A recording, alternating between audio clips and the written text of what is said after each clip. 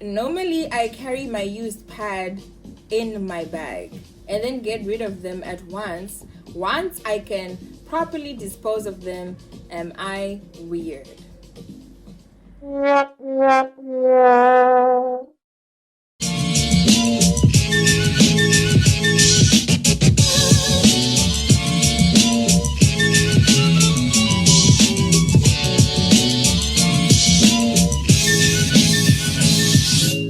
Subscribe! Hi there, Vee Gang. It's a girl, Mthuda, and welcome back to my YouTube channel. If this is your first time coming through to my channel, I'd like to say thank you so much for coming through. Remember to like, subscribe, and comment. And if you're a regular subby, welcome back. So in this episode, we're going to have another chit chat session, girl talk session, and I'm super excited about that. Thank you so much for your feedback from the first girl talk I had last week. I truly appreciate all of you guys. You came through and we had a fun time together. So today I have more questions. I think I'm going to make this like a series because the questions are too many and I really don't want to make these chit chat sessions too long. So without further ado, let's get started. Okay, so the very first question is, are ingrown hairs around the vaginal area normal, and how would you suggest you take care of them? Yes, ingrown hairs are absolutely normal around the vaginal area. That's hair that doesn't grow out, it grows like back in, so sometimes it creates bumps around the area, but I advise not to like squish them out, you know, like you would do any pimple, because pimples, when you poke them, they leave scars, and you don't want to leave any blemishes and scars around that area. Go to your doctor, explain to him your situation, and maybe he can advise you something that is perfect for your situation, or you can go to a pharmacist and they can give you something that is good for ingrown hairs. But the answer is yes, they are normal. Is it normal to have some darkness in between your thighs? Yes, just like as we spoke about it in our first Girl Talk video, it is normal to have darkness around that area. I do not know exactly why, but it is normal to have some darkness in your inner thigh area. Instead of using roll-on, can I use deo? Okay guys, you need to know the difference between roll-on, deo, antiperspirant. Antiperspirant is good for sweating. So if you're going to be sweating and stuff, antiperspirant is good for you. Deo is good for odors and smells. So you cannot use deo in place of antiperspirant and antiperspirant in place of deo, because they do two different things. So I do know people who buy deo and then they spray under their armpits, and at the end of the day they're asking questions as to why my armpits are smelling. You did not prevent sweating, you just dealt with the immediate smell that the deo would tackle. But as time goes on, you know, sweat eventually, when it accumulates, it starts to smell. So when you use roll-on, especially like it's for me, Dove, guys, Dove just does the job.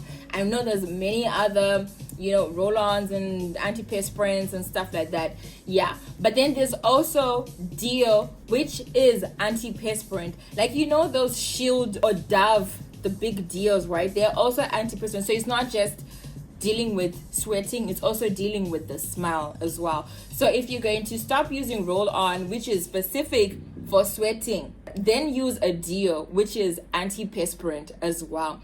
But in my case, and my advice is just, guys, roll-on just does wonders and does miracles when you open your arms and stuff. Sometimes not about the smell, but like you're opening your arms and there's this patch of wetness because you did not take care of sweating. Sweating is a real thing. So it's important for you to know the difference between deo, antiperspirant, and then roll-on most of the times is antiperspirant, which is good for sweating. So I hope you're answered.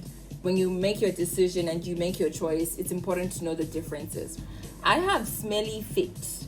How do I take care of that? Okay, so there are those foot powders that you can buy from any market. You go and you buy, so you put the powder in your shoe, you put the powder in your socks, clean clean shoes, and then before you wear shoes, you put the powder, but you dust your feet, you wear your socks and your shoes. When you come back home, you air your shoes, you clean your socks, you clean your feet, you clean in between your toes, you make sure that you also clean the nails at your toes, cut them, and that could also help. If it persists, you can go and see your doctor and they can help you out. But generally, sometimes smelly feet come from sweat, so you need to be able to wash your feet very often and air your shoes. Don't wear shoes without socks, no matter if it's pumps, if it's sneakers, Uggs, boots. Try to wear your shoes with socks. It just kind of helps prevent the smell. Wash your socks often, air your shoes, wash your shoes. There are those shoe sprays also that can help to freshen out your shoes. You can buy those, and that could be very helpful to help you prevent smelly feet. But ultimately, most smelly feet come from dirty socks, sweaty feet, and dirty shoes. My friend came for a sleepover and she did not have any bras to wear. So I gave her my bra. Is that a bad thing? Yes, it is a bad thing, because these are your intimate clothing, your inner wear. You should not be sharing bras or underwear with anyone. They are for you. So sure, she has her own things together and you have your own things together. How often should I wash my bra? First things first, every 6 months you should change your bras and buy new sets of bras. It is hygienic, it prevents infections and bacteria and all these weird things happening around your boobie area. Okay, now that that's out of the way, washing bras. Okay, we all know women have got that one bra that they overwear, but they've got 500 bras in the drawer. I don't know how that works, but it just works like that. So it is important, according to scientists and those doctors and whatever, you're supposed to wash your bra 2 to 3 times per week. However, it also depends how often you're wearing the bra. You don't want to over wash the bra and then it stops its function, because it's now damp and it's loose and it's not doing the thing. So I mean, if you're going to be wearing different bras every single day, then I guess you wash them once altogether. You know what I'm saying? If you're going to be wearing one bra because you love it so much, or it's the only one that you have, then you make sure every 2 to 3 times per week you wash it. Because also your bra is accumulating sweat, your bra is accumulating bacteria, your bra is accumulating all this nasty stuff. You need to be in charge and in control of what happens around your boobie area, okay? Okay, so she says, normally I carry my used pad in my bag and then get rid of them at once. Once I can properly dispose of them, am I weird? Okay guys, this is... I don't know why people actually do that, and I know there's a lot of people who actually do that. I think it's important for you, when you remove your pad after your period, right?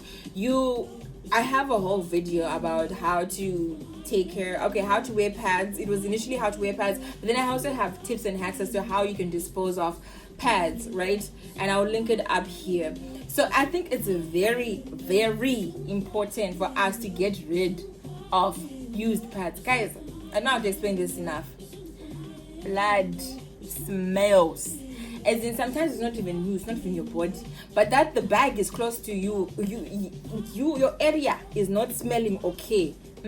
When you remove your pad, you dispose of it correctly. You cover it up. If it's with tissue, if your bathroom has got plastics, you put it in a plastic, you put it in the bin. If you're at home, you have a private bathroom to yourself, or you have a public bathroom, what you do, you take out your pad, you put in a new one, you roll it up. I like to roll the pad, the new pad that is coming out of, and then I'll roll it with tissue or newspapers, put it in a plastic, as in it is covered. Whoever is going to open that bin is not even going to know at all what happened. So in the event that you're actually going out of the house, right, or back home, we have like our own African version of an incinerator. At the end of the day, I will go to the incinerator area and I'll light up a match and I'll burn my used pads. You get, like, I don't store them at all. They're in the bin, and from the bin they're going to be burnt. You check? So I don't understand this carrying of pads or used pads. I mean, I don't get it. I don't get it, and I don't think it's right. Blood smells. Get rid of it. Get rid of it as soon as you can, as fast as you can. What I just make sure is that my area that I've used to dispose my pads, like, there is no sign. You will never know that I'm on my period. You will never know that I'm disposing of my used pads. It's no one's business but my own. So just be careful with that whole process. But I think it's important for you not to carry used pads. Please don't do it. Is it okay to share jeans or trousers with other girls? This is a tricky question, because what if it's your sister? But what I've heard from people is that when you share jeans a lot, let's say some people experience severe period pain, apparently it's transferable through jeans and trousers and sharing like bottoms. I don't know the history, the science, the spirituality of it, but apparently that's what happens. So yeah, like, they're your jeans, okay? I mean, if it's your sister, she's probably gonna steal them anyway. But I mean, I don't think it's a good idea, okay? To answer the question, I don't think it's a good idea to share your jeans with other girls. Let's just leave it there. How do I deal with sweating in between my thighs? Okay, so there is powders like baby powder that you can actually use. When you bath, you've applied lotion, you take a bit of baby powder into your hands, you press it between your hands, right? So that it's not too serious. And then you rub in between your thighs. It helps you to prevent sweating, and especially if your thighs are pretty, like when you're walking and they're attached to each other, sometimes that's also like an issue. Or sometimes that's not even the case. Maybe you're like on the bus going to school, right? And there's too many people and you're standing too close and your legs are together. After a period in time, you are bound to start sweating, and it's gonna look awkward and you start walking and it looks like you peed on yourself. Or another thing is to wear tights. So you wear your undies and then you wear tights. That way your skin is not touching skin, but it is the tight material touching the other side of the tight material. Is why do some girls not shower during their periods? This is a very interesting and shocking question. Like, why is it that people are not bathing? I really don't understand. I do understand this discomfort that comes with the period, you know, they're having to change your pads constantly, going to the bathroom, ensuring that you're not spoiling anywhere and stuff. But bathing is one of the most important things to do when you're on your period. Guys, please bath. Whoever is watching this, whoever needs to hear my voice, hear it well.